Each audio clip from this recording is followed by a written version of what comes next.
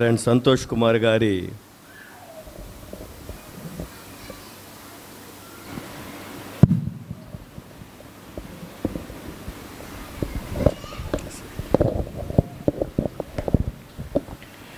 మొదటి మనవరాలు బ్లెస్సీ జన్మదినాన్ని పురస్కరించుకొని ఏర్పరిచిన ఈ కూడిక్కు చేరువచ్చిన మీ అందరికీ ప్రభునామంలో వందనాలు తెలియజేస్తున్నాను. చిన్న బిడ్డ ఎదుగుతూ ఉండగా ఆమె జన్మదినాన్ని పురస్కరించుకొని కొద్దిసేపు దేవుని వాక్యాన్ని ధ్యానించుకుందాం. 100వ సంకీర్తన 3వ వచనం చదువుతున్నాను.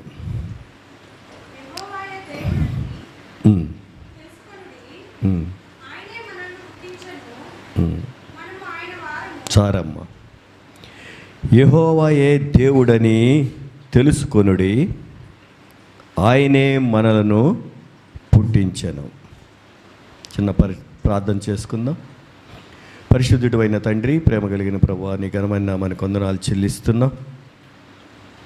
ఈ రాత్రి సమయంలో ప్రభువా నీ మందిరంలో చేరి చిన్న బిడ్డ బ్లెస్సీ జన్మదినాన్ని జరుపుకొంచుండగా తండ్రి ఏర్పాటు చేసిన ఏర్పాట్లన్నిటిని బట్టి మీకు వందనాలు ప్రభువా. అయితే ప్రభువా అమూల్యమైనది, శాశ్వతమైనది నీ వాక్యము తండ్రి. నీ వాక్యాన్ని ప్రభువా మేము కొద్దిసేపు ధ్యానించుకోవాల్సి ఉండగా తండ్రి బట్టి వాడిని ఆయన నన్ను సిలువ చాటు మరుగుపరిచి మొదట నాతోను పిదపని బిడ్డలతో మాట్లాడమని యేసుక్రీస్తు నామములో అడిగి వేడుకొంచున్నాము తండ్రి, ఆమెన్. ప్రియులారా, కీర్తనాకారుడు ఏమంటున్నాడంటే యెహోవాయే దేవుడని తెలుసుకోండి, ఆయనలే మనల్ని పుట్టించెను. బ్లెస్సీ ఇమ్మాన్యుయల్ దంపతులకు జన్మించినప్పటికీ పుట్టించింది ఎవరు? దేవుడు. దేవుడు అంటే ఇంగ్లీష్లో జీఓడి, గాడ్ అంటారు కదా. గాడ్ అంటే జీ అంటే జనరేటర్, ఓ అంటే ఆపరేటర్, డి అంటే డిస్ట్రక్టర్. అంటే జనరేట్ చేయగలడు, అంటే సృజించగలగడు. ఆపరేట్ చేయగలడు, సృజించిన దాన్ని ఎలాగూ నడిపించాలో తెలిసిన వ్యక్తి. డిస్ట్రక్టర్ ఆ వ్యక్తిని, లేకపోతే ఆ సృజించిన దాన్ని నిర్మూలన చేయగలిగిన శక్తి కలిగినవాడు. ఈ లోకంలో మనుషులను దేవుడు సృజించినప్పుడు వారు నిత్యము ఇక్కడే జీవించాలని ఆశించాడు. కానీ వారు పాపం చేసినప్పుడు వారిని పూర్తిగా నశింప చేయలేక ఈ లోకంలో నశించినప్పుడు చనిపోయినప్పటికీ తిరిగి పరలోకంలో ప్రవేశించేలాగా తన జనితైన కుమారుణ్ణి రక్షణ కార్యము ద్వారా జరిపించినట్లుగా మనం చూస్తాం. ఒక బిడ్డ, లేకపోతే నువ్వు నేను ఈ లోకంలో పుట్టాము అంటే, లేకపోతే అసలు ఎందుకు పుట్టామని ప్రశ్నించుకుంటే కారణం ఏంటంటే అది దేవుని యొక్క చిత్తం. లేకపోతే ఇమ్మాన్యుయల్ వారి దంపతులు, లేకపోతే సంతోష్ కుమార్ గారు వాళ్ళ పిల్లలకి పిల్లలు పుట్టాలని చెప్పేసి ప్రార్థన చేయటం వలన ఇవి కాదు. దేవుడు ఇవ్వాలి అనుకున్నాడు, సృష్టించేది దేవుడే. అందుకని దావీదు మహారాజు 139వ కీర్తనలో అంటాడు, 13-14 వచనంలో, నా అంతరింద్రియములను నీవే కలుగు చేసేవి, నా తల్లి గర్భమున నన్ను నిర్మించిన వాడవు నీవే, నీవు నన్ను కలుగు చేసిన విధము చూడగా భయమును ఆశ్చర్యమును పుట్టుచున్నవి. అందును బట్టి నేను నీకు కృతజ్ఞతాస్తుతులు చెల్లించుచున్నాను. ఇక్కడ ఏమంటున్నాడంటే, నా తల్లి గర్భంలో రూపించింది నువ్వే. నా తల్లిదండ్రులు ఇష్టపడి వాళ్ళ కోరిక చొప్పున కాదు, నేను నీ దగ్గర ఉంటే నన్ను సృష్టించావు నువ్వు. నన్ను కలుగు చేసిన విధం చూస్తే నాకు ఆశ్చర్యమును పుట్టుచున్నది. అందుని బట్టి నీకు కృతజ్ఞతాస్తుతులు చెల్లించున్నాను. నీ కార్యములు ఆశ్చర్యకరములు, ఆ సంగతి నాకు బాగుగా తెలిసి ఉన్నది. దేవుడు ఏది చేసినా కానీ అది గొప్ప మర్మంతో కూడినది. అందుకనే నీ కార్యములు నాకు ఆశ్చర్యాన్ని కలిగిస్తున్నాయి అంటున్నాడు. ఆ తర్వాత ఇంకో మాట అంటున్నాడు. ఏమంటున్నాడంటే, నేను రహస్యమందు పుట్టిన నాడు, భూమి యొక్క అగాధ స్థలములో విచిత్రముగా నిర్మింపబడిన నాడు, నాకు కలిగిన ఎముకల్లో నీకు మరుగైనది ఏదియూ లేదు. నేను పిండమునై ఉండగా నీ కలునలు చూచాను. పిండముగా ఉండగా అంటే ఒక చిన్న రక్తపు బిందువుగా ఉన్నప్పుడే చూచాడంట. ఐ థింక్ దానికి ముందు ఏమంటున్నాడంటే, నేను రహస్యమందు పుట్టిన నాడు, భూమి యొక్క అగాధ స్థలంలో విచిత్రముగా నిర్మింపబడినాడు, నాకు కలిగిన ఎముకలో నీకు మరుగై ఉండలేదు. నేను రహస్యమందు పుట్టాను, భూమి యొక్క అగాధ స్థలముల్లో విచిత్రముగా నిర్మింపబడినాడు. అంటే ఏంటి? తల్లి గర్భంలో పిండముగా ఆయనే రూపిస్తున్నాడు, కానీ భూమి యొక్క అగాధ స్థలముల్లో విచిత్రంగా ఎలా నిర్మించాడు? ఎవరు నిర్మించాడు? ఆదామును మనం చూచినట్లయితే దేవుడు ఎక్కడి నుంచి తీశాడు? దేంతో చేశాడు? మట్టితో చేశాడు కదా. మట్టి తీసేసి బొమ్మ చేయొచ్చా? చేయలేం కదా. దానికి ఏం కావాలి? నీళ్లు పోయాలి, కలపాలి. కలిపి బొమ్మ చేసేసి అట్లా పెడితే ఉంటుందా? ఎండలో పెడితే దానికి ఒక టెంపరేచర్లో అది వేడి చేస్తేనే అది పగలకుండా ఉంటుంది. మీరు కుండలు చేసే వాళ్ళని చూశారు ఎప్పుడన్నా? కుండని చేసి దాన్ని సారె మీద పెట్టి కాలుస్తారు. అప్పుడు అది ఏ రూపంలో చేయబడిందో ఆ రూపం అలాగే ఉంటుంది. ఆదామును దేవుడు ఎలా చేశాడంటే, భూమి యొక్క అగాధ స్థలముల్లో విచిత్రముగా రూపించాడంట. ఎలాగా? భూమి యొక్క అగాధ స్థలములంటే భూమి లోపలికి వెళితే అక్కడ ఏముంటుంది? నీరుంటుంది. ఇంకా లోపలికి వెళితే అగ్ని ఉంటుంది. ఈ అగాధ స్థలములో ఉన్న మట్టిని తీశాడు. ఆ మట్టి ఎలా ఉంది? నీరు ఉంది, నిప్పు ఉంది. ఆ మట్టిని అగాధ స్థలంలో నుంచి తీసి ఏం చేశాడు? ఒక రూపం చేశాడు. ఆదాము అనే రూపాన్ని చేశాడు. తన స్వరూపమందు ఆయన నిర్మించాడు. ఇప్పుడు దానిలో ఏముంది? మట్టి ఉంది, నీరుంది, వేడుంది. ఆ షేపు అలా వచ్చేసింది. ఆ తర్వాత నాసికారంధ్రంలో జీవవాయువును ఊదాడు.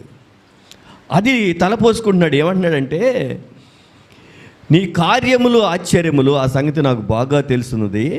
నేను రహస్యమందు పుట్టిన నాడు, భూమి యొక్క అగాధ స్థలములు విచిత్రముగా నిర్మింపబడినాడు, నా కలిగిన ఎముకలు నీకు మరుగయి ఉండలేదు. నన్ను రహస్యంగా నువ్వు నిర్మించినప్పుడు నాలో ఉన్న ప్రతిదీ నీకు తెలుసు. నీకు తెలుసు. దేవుని యొక్క అద్భుతమైన సృష్టి అయిన ఆదాము హవ్వలను సాతాను శోధించి డిస్ట్రక్ట్ చేసింది. దానికి కారణం ఏంటంటే, దేవుని యొక్క సృష్టిని నాశనం చేయటమే సాతాను యొక్క పని. అందుకే ఆదాము హవ్వలు పాపం చేశారు. అయితే ఇప్పుడు ఈ సమయంలో ఒక పిండముగా ఏర్పడిన బిడ్డ ఎదుగుతూ ఉన్నప్పుడు ఆ బిడ్డని ఎలా కాపాడాలి? అందుకనే 127వ కీర్తన 3వ వచనంలో ఏమంటాడంటే, 127వ కీర్తన, కుమారులు యెహోవా అనుగ్రహించు స్వాస్థ్యము, గర్భఫలము ఆయన ఇచ్చు బహుమానం. చాలమ్మా. కుమారులు అంటే ఇంగ్లీష్లో చిల్డ్రన్ అంటది. పిల్లలు యెహోవా అనుగ్రహించు స్వాస్థ్యము, గర్భఫలము ఆయన ఇచ్చు బహుమానం. ఒక వ్యక్తి బహుమానాన్ని ఎలా ఇస్తాడు? తన దగ్గర తనకు కలిగిన దాన్ని తీసి బహుమానంగా ఇస్తాడు. పిల్లలు ఎలా పుట్టారు అంటే, ఏదో నేను కోరుకున్నాను కాబట్టి, నేను హాస్పిటల్కి వెళ్ళాను కాబట్టి, నేను ట్రీట్మెంట్ తీసుకున్నాను కాబట్టి నాకు పుట్టారు కాదు. పిల్లలు దేవుని యొక్క స్వాస్థ్యము. వారిని ఎవరు పుట్టించారంటే దేవుడే పుట్టించాడు. అందుకని ఏమంటున్నాడంటే, కుమారులు యెహోవా అనుగ్రహించు స్వాస్థ్యము, గర్భఫలము ఆయన ఇచ్చు బహుమానం. ఆ బహుమానాన్ని దేవుడు ఇమ్మాన్యుయేల్ అరుణ దంపతులకు అనుగ్రహించాడు. ఆ పాప 7 సంవత్సరములు పెరిగి ఇప్పుడు 8వ సంవత్సరానికి ప్రవేశిస్తుంది. ఆ పాప బ్లెస్సీ. అది వారికి ఒక బ్లెస్సింగ్. కానీ ఆ బ్లెస్సీ లేకపోతే ఇక్కడున్న చిన్నపిల్లలంతా ఎవరు? దేవుని యొక్క స్వాస్థ్యము. అందుకని ఎఫెసీ 1వ అధ్యాయము 44వ వచనంలో అంటాడు చూడండి. ఎఫెసీలకు రాసిన పత్రిక 1వ అధ్యాయము 4వ వచనం చదవండి.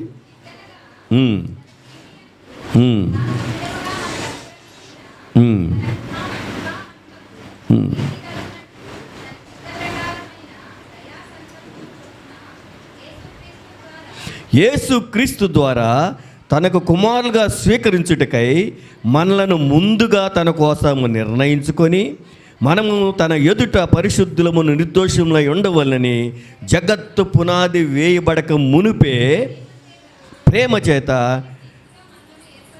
ఆయన క్రీస్తులో మనలను, జగత్తు పునాది వేయబడక ముందే, ఈ జగత్తంతా నిర్మించబడక ముందే ఆదాముని ఎలాగైతే ఎరిగి ఉన్నాడో మనల్ని కూడా అలాగే ఎరిగి ఉండి మనల్ని ఏర్పరచుకున్నాడు. మనం ఆయన యొక్క సొత్తు. ఎందుకు ఏర్పరచుకున్నాడు? ఆయన ఎదుట పరిశుద్ధులము నిర్దోషులమై ఉండవలనని. పరిశుద్ధులుగా నిర్దోషులుగా ఉండటానికి దేవుడు ఏర్పరచుకున్నాడు. ఏర్పరచుకొని ఈ లోకానికి పంపించాడు. మనం ఎవరో? దేవుని యొక్క సొత్తు. ఆయన ఇచ్చిన బహుమానం. బ్లెస్సీ కానీ ఇంకా చిన్నపిల్లలు కానీ మనమంతా కూడా మన తల్లిదండ్రులకు సంబంధించిన వారం కాము. దేవుడిచ్చిన బహుమానం ఆయన యొక్క స్వాస్థ్యము. ఎందుకు? పరిశుద్ధులుగాను నిర్దోషులుగాను జీవించడానికి మనల్ని ఏర్పరచుకొని నియమించాడు. అయితే ఈ దినాన బ్లెస్సీ జన్మదినాన్ని పురస్కరించుకొని బ్లెస్సీని ఎలా పెంచాలి అనేదే వారి తల్లిదండ్రులు తెలుసుకోవాల్సిన బాధ్యత. 128వ కీర్తనలో ఏమంటాడు? నీ 3వ వచనం మధ్యలో, నీ భోజనపు బల్ల చుట్టూ నీ పిల్లలు ఒలీవ మొక్కల వలె ఉందురు. నీ భోజనపు బల్ల చుట్టూ నీ పిల్లలు ఒలీవ మొక్కల వలె ఉంటారు అని చెప్తున్నాడు. ఒలీవ మొక్కలతో ఎందుకు పోల్చాడు పిల్లల్ని? ఒలీవ నూనెను ఎందుకు వాడతారు అని మనం గమనించినట్లయితే, నిర్గమకాండము లేకపోతే లేవీకాండము 24వ అధ్యాయము 1 నుంచి 4 వచనాలు చదవండి. లేవీకాండము.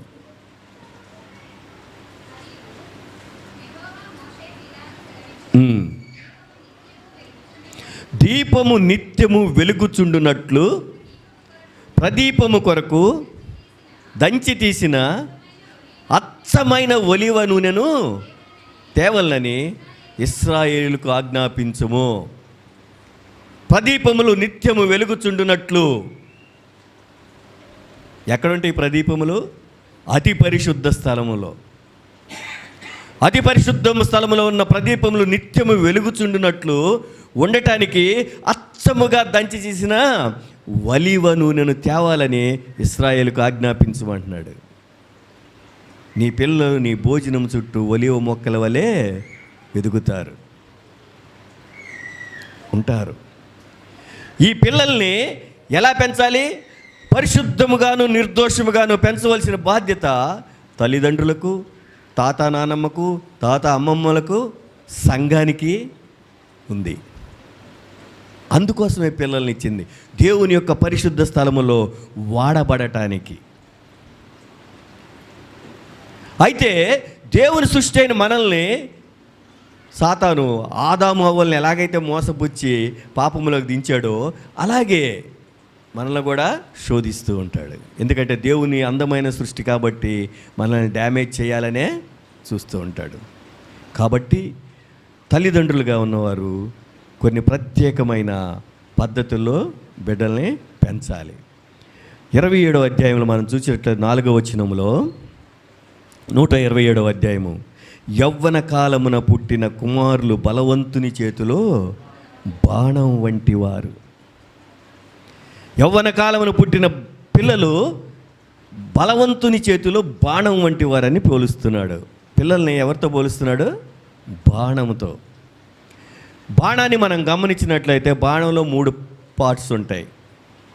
మొదట కూసుగా బలముగా ఉండే మొన, ఎందుకంటే తగిలితే లోపలికి దిగాలి, అది చాలా గట్టిగా ఉంటుంది, షార్ప్గా ఉంటుంది. రెండవది సన్నగా తిన్నగా ఏమాత్రం వంపు లేకుండా ఉండే పుల్ల లాంటి పదార్థం. ఒక పుల్ల లాంటిది స్లెండర్గా ఉంటుంది, వంపు ఉండదు. వంపు ఉంటే పక్కకు పోతుంది, స్ట్రైట్గా ఉంటుంది అన్నమాట.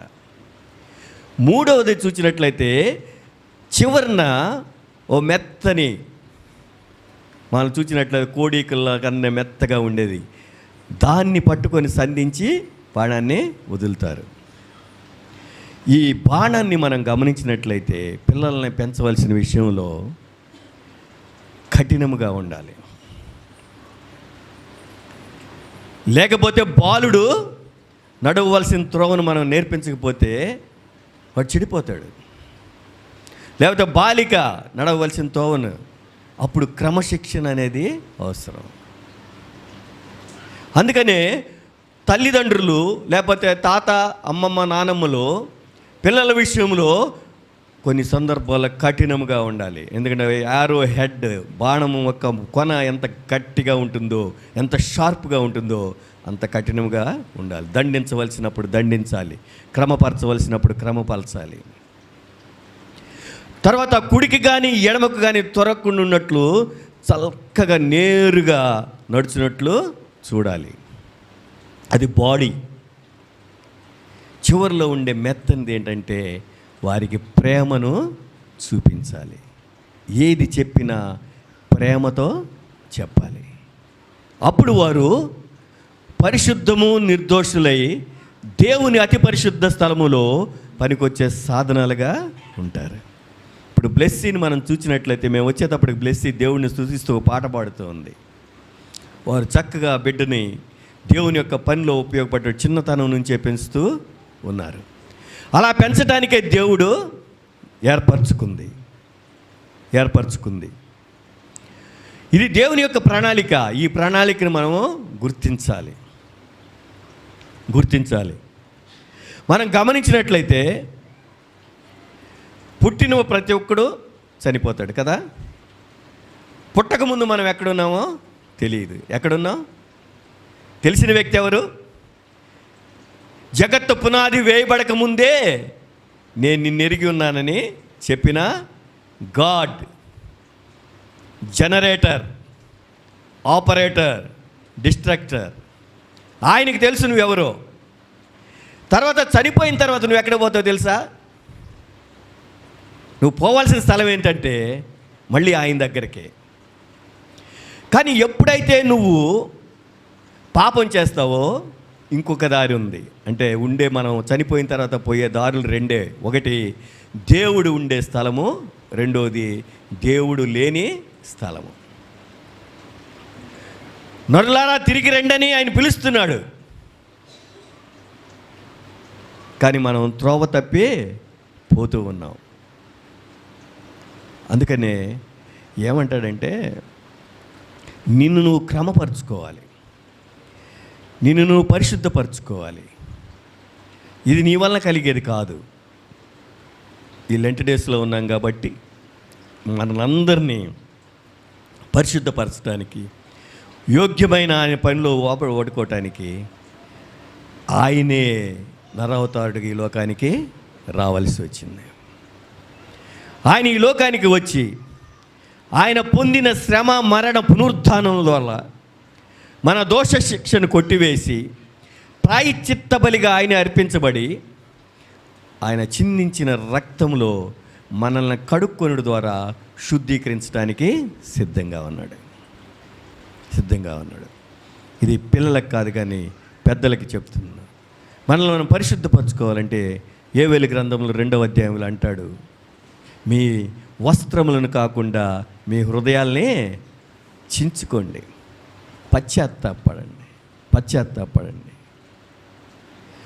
పశ్చాత్తాపడితేనే నీవు రక్షించబడతావు.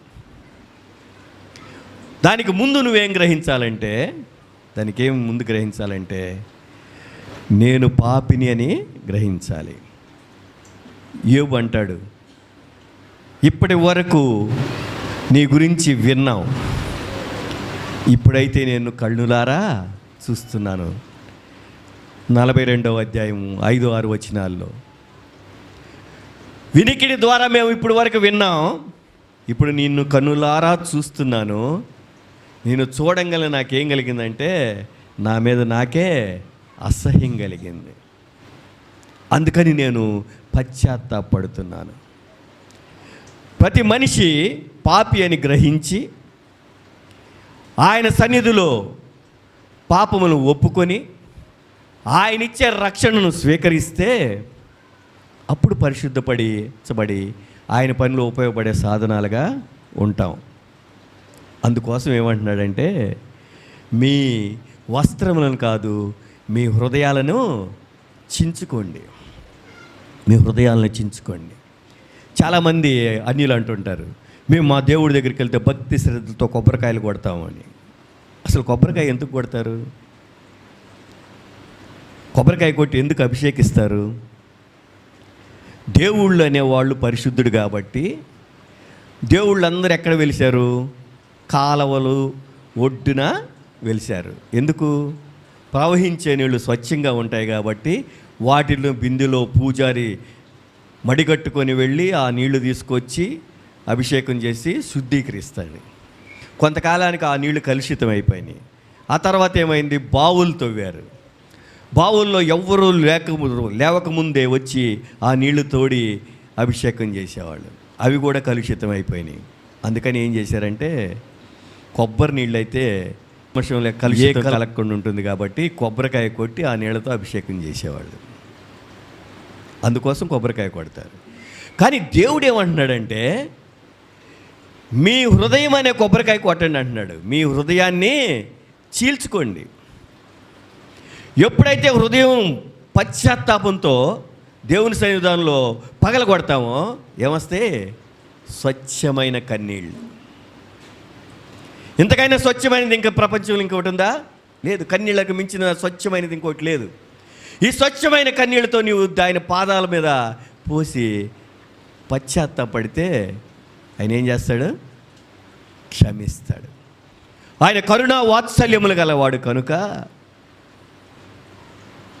నీవు చేసిన తప్పును క్షమించి నిన్ను శుద్ధీకరిస్తాడు. కాబట్టి ప్రియులారా, మనల్నందరూని జగత్తు పునాది వేయకముందే ఎరిగిన దేవుడు పరిశుద్ధముగా ఉండటానికి, నిష్కలంకంగా ఉండటానికి మనల్ని ఏర్పరచుకున్నాడు. ఎందుకంటే ఆయన పనిలో సాగటానికి. అసలు మనల్ని సృష్టించిందే అందుకు. మన ప్రవర్తన ద్వారా, మన క్రియల ద్వారా ఆయన మహిమపరచబడుతూ ఉండాలి. అందుకని దేవుడు ఈ ప్రత్యేకమైన సమయంలో చిన్న బిడ్డ అయిన బ్లెస్సీకి ఇస్తున్నది ఏంటంటే, కీర్తన గ్రంథము 65:11 చదవండి.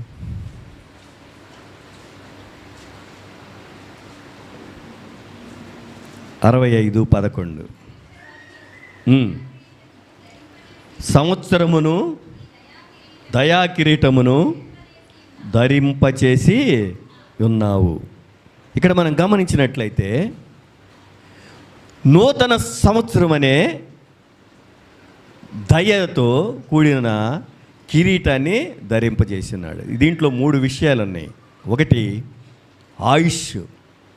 7 సంవత్సరములకు బిడ్డను కాపాడి 8వ సంవత్సరంలోకి దాటించి ఆయుష్ను పొడిగించాడు.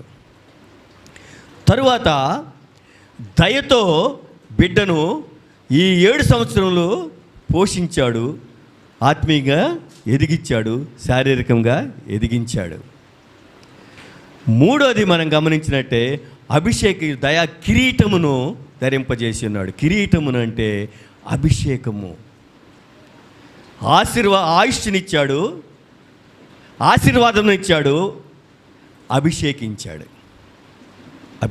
అందుకనే సాల్మన్ మహారాజు సామెతల గ్రంథం 9వ అధ్యాయం 11వ వచనంలో అంటాడు, నా వలన నీకు దీర్ఘాయువు కలుగును, నీవి జీవించు సంవత్సరములు అధికములగును.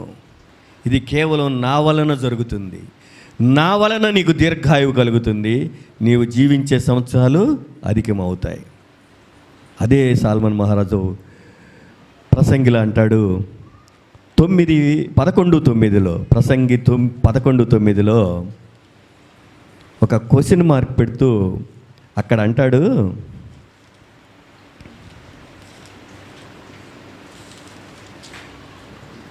యవ్వనుడా నీ యవ్వనమందు సంతోషపడము, నీ యవ్వన కాలమును నీ హృదయం సంతుష్టిగా ఉండనిమ్ము, నీ కోరిక చొప్పున నీ దృష్టి యొక్క ఇష్టము చొప్పున ప్రవర్తింపుము.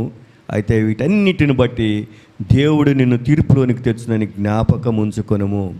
లేత వయస్సును నడిప్రాయమును గతించిపోవును కనుక నీ హృదయంలో నుండి వ్యాకులమును తొలగించుకొనుటకు నీ దేహమును చెరుపు దానిని తొలగించుకొనుము. ఈ లోకంలో నేను జయించాను, నేను పుట్టాను, నాకు ఈ లోకంతో సంబంధం లేదు, నా ఇష్టానుసారంగా నేను జీవిస్తాను అంటే దేవుడు ఏమంటున్నాడంటే, జీవించు, కానీ ప్రతి విషయంలోనికి నేను తీర్పులోనికి తీసుకొస్తాడన్న విషయాన్ని నువ్వు మర్చిపోవద్దు. ఎందుకంటే నువ్వు పరిశుద్ధంగా నిర్దోషంగా ఉండటానికి దేవుడును జగత్తు పునాది వేయబడక ముందే ఏర్పరచుకున్నాడు. అలాగే బ్లెస్సీని కూడా జగత్తు పునాది వేయబడక ముందే ఇమ్మాన్యుయేల్ అరుణ దంపతులకు దేవుడు అనుగ్రహించాడు. ఎందుకంటే ఒలీవ మొక్కలాగా పెరగటానికి, బాణం వలె ఎదగటానికి. కాబట్టి ఈ ప్రశస్తమైన సమయంలో బిడ్డ చిన్న బిడ్డ కాబట్టి, బిడ్డకు తెలియదు కాబట్టి, బిడ్డ గురించి మనం బాధ్యతగా తల్లిదండ్రులు కానీ, బాబాయి పిన్ని కానీ, అత్తలు కానీ, అత్తమామలు కానీ, తాత అమ్మమ్మ నానమ్మలు కానీ, సంఘము కానీ చేయవలసింది ఏంటంటే, యేసు ప్రభు ఎలాగైతే 4 విషయాల్లో ఎదిగాడో అలాగూ ఆ బిడ్డ ఎదుగులాగన ప్రార్థించాలి. లూకాసు వార్త 2వ అధ్యాయము 52వ వచనంలో ఏముంటుందంటే, చదవండి.